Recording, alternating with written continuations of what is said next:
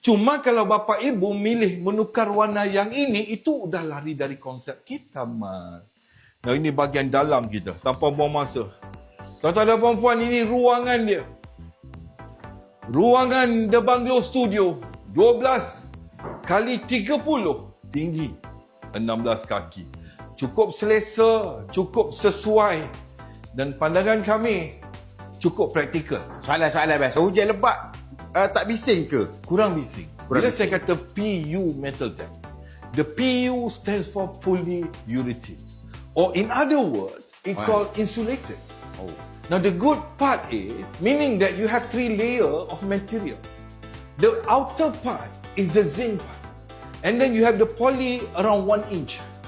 And then finally, the bottom layer is also high, good material. Contoh sekala. You can choose. Yes, the material. Saya cakap bang, bahasa Melayu bang, saya tak faham lah. Saya orang dari Zimbabwe. Oh, sudah.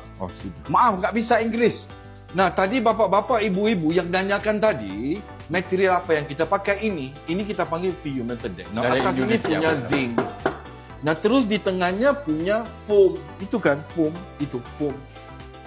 Foam Nah, tak terus di panas. dalamnya punya zinc. Nah, kalau bapak-bapak, ibu-ibu pengen milih warna yang beda. Gampang. Nah, ini bisa jadi warna putih. Ya Tuhan. Bisa juga jadi warna wood grain. Nah, terserah. Terserah kok. Nah, yang ini juga bisa. Cuma kalau bapa ibu milih menukar warna yang ini, itu udah lari dari konsep kita, Mas. Ngerti ya? Ngerti? Oh, sudah. Lain channel ni, bang. Ya, orang tak faham, bang.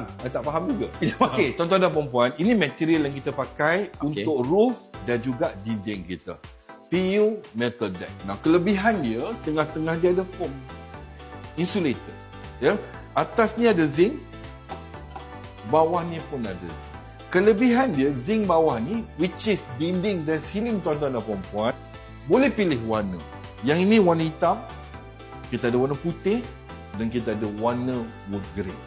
Okey, harganya Pak enggak bisa di ongkosnya. Okey, harga siap harga siap. 58,000 harga rumah saja.